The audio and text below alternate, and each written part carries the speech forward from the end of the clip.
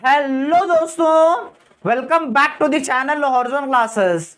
दोस्तों आज से हम अपने नया सब्जेक्ट की शुरुआत कर रहे हैं। सब्जेक्ट का नाम है दोस्तों advanced financial management.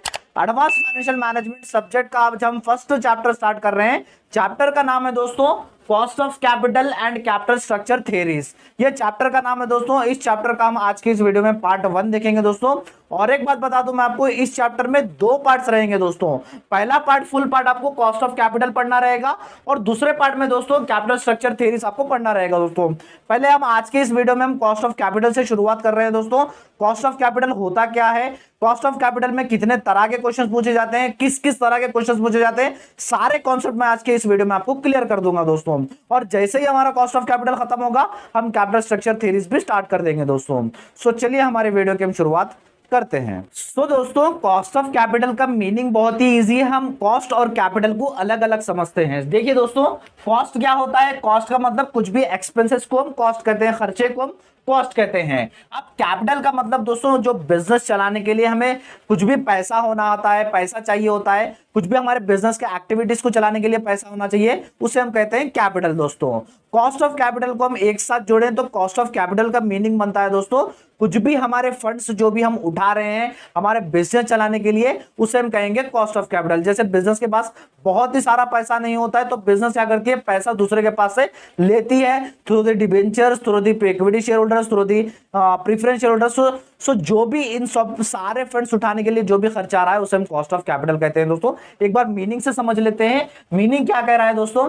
Cost of capital represents companies overall expenses for obtaining funds. यानी कॉस्ट ऑफ कैपिटल का मतलब कुछ भी फंड्स उठाने के लिए जितना भी ओवरऑल एक्सपेंसेस आ रहा है उसे हम कहेंगे कॉस्ट ऑफ कैपिटल दोस्तों। अब जैसे फंड्स कहां से रेस करते हैं? हम फंड्स रेस करते हैं through the debentures, through the preference share capital, through the equity share capital या तो फिर रिटर्न अर्निंग से हम अपना फंड्स रेस करते हैं दोस्तों। अब एक एक से समझते हैं डिबेंचर्स क्या होता है। डिबेंचर्स मतलब अब कंपनी के पास पैसा नहीं होता तो कंपनी किसी दूसरे के पास से उधार ले रही है। उधार ले रही है तो उधार तो कोई बंदा फ्री नहीं देगा, इंटरेस्ट से देगा। इंटरेस्ट क्या हो गया? इंटरेस्ट भी हो गया हमारा कॉस्ट ऑफ कैपिटल। और जितना भी पैसा लग रहा है या तो फिर कुछ भी एक्सपेंसेस लग रहे हैं वो डिबेंचर्स लेने के लिए, उसे हम कहेंगे कॉस्ट ऑफ कैपिटल दोस्तों। और साथ ही साथ प्रेफरेंस शेयर कैपिटल और इक्विटी शेयर कैपिटल मतलब इन दोनों में डिफरेंस क्या होता है? प्रेफरेंस शेयर होल्डर्स है दोस्तों, ये भी हमारे कंपनी में इन्वेस्ट करते हैं और इक्विटी शेयर होल्डर्स भी हमारी कंपनी में इन्वेस्ट करते हैं पैसा देके। लेकिन दोनों में डिफरेंस क्या होता है? प्रेफरेंस शेयर होल्डर को चाहे अपने कंपनी को प्रॉफिट होने दे या तो फिर कंपनी को लॉस होने दे, इनका फिक्स्ड परसेंटेज अमाउंट रहता है, इनका फिक्स्ड परसेंटेज अमाउंट कंपनी इनको पे करना होता है। लेकिन इक्विटी शेयर होल्डर्स में ऐसा नहीं होता है। अगर कंपनी को लॉस हुआ तो कंपनी कुछ भी नहीं पे करेगी, उल्टा उन्हीं के पास से लेगी। अगर फायदा हो रहा है तो कंपनी जितना ज्यादा फायदा हो रहा है उतना ज्यादा फायदा इक्विटी शेयर होल्डर्स को भी देगी दोस्तों। रिटेन अर्निंग्स क्या है? रिटेन अर्निंग्स है जो कंपनी को प्रॉफिट हुआ था, प्रॉफिट में से निकाल के वही फंड्स यूज करना इसको बिजनेस को, उसे हम कहेंगे रिटेन अर्निंग्स दोस्तों।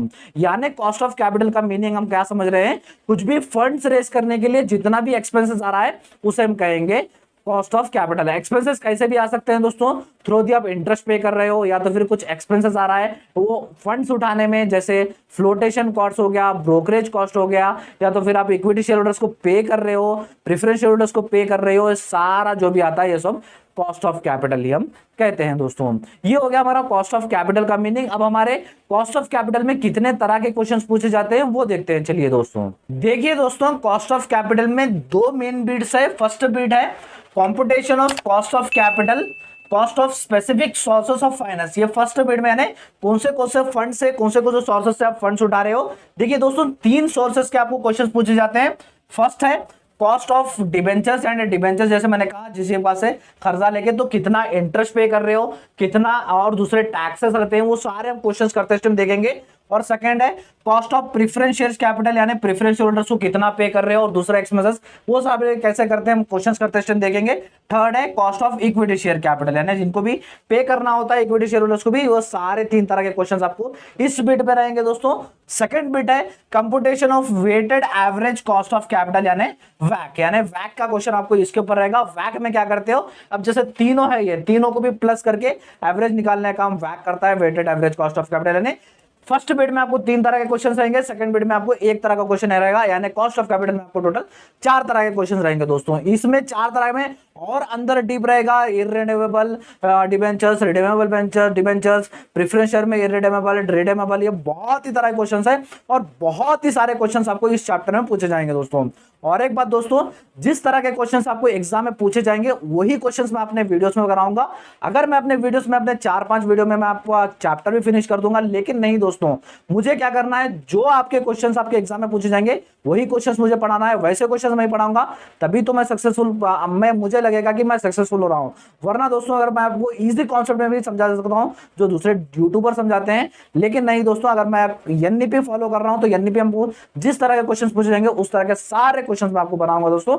सो वीडियो थोड़ा लंबे बनेंगी कल से, या तो फिर वीडियो ज्यादा हो जाएंगी इस चैप्टर के, सो उसका टेंशन मत लीजिए। ज्यादा होगी भी तो टेंशन नहीं है, क्योंकि हम ज्यादा देखेंगे और अच्छे से अच्छा इस चैप्टर को हम फिनिश करेंगे दोस्तों। और इस चैप्टर में हम 17 जो भी मार्क्स हमारे रहेंगे, इस चैप्टर में 17 मार्क्स लेके ही रहेंगे दोस्तों। और ये था हमारा सारा कॉन्सेप्ट जो मैं समझाया हूं, इस तरह के क्वेश्चन पूछे जाएंगे। एक बार आपको स्क्रीनशॉट लेना तो आप स्क्रीनशॉट ले सकते हैं दोस्तों। कल से हम अपने चैप्टर की शुरुआत कर रहे हैं, फर्स्ट क्वेश्चन कल से शुरुआत हो जाएगा दोस्तों। सो कल से अच्छे से वीडियो देखिएगा। सो दोस्तों ये था हमारा आज का वीडियो दोस्तों। और एक बात, मैं जो भी क्लासेस स्टार्ट कर रहा हूं दोस्तों ये सब्जेक्ट के एडवांस फाइनेंशियल मैनेजमेंट के, उसके प्लेलिस्ट का लिंक मैं आपको डिस्क्रिप्शन बॉक्स में दे दूंगा, जहां पर जो भी नेक्स्ट वीडियो से इस सब्जेक्ट के रिलेटेड आएंगे वो सारी प्लेलिस्ट में अपलोड हो जाएगी। सो एक बार डिस्क्रिप्शन बॉक्स चेक कर लीजिएगा। अगर हमारा आज का वीडियो अच्छा लगा तो वीडियो को लाइक कर दीजिए, अपने फ्रेंड्स को भी शेयर कर दीजिएगा और हमारे इस चैनल को सब्सक्राइब भी कर दीजिएगा दोस्तों। अगर आपको कुछ भी डाउट दिख रहा है तो कमेंट भी इस वीडियो के नीचे कर दीजिएगा दोस्तों। सो मिलते हैं अपने नेक्स्ट वीडियो में। Thank you so much.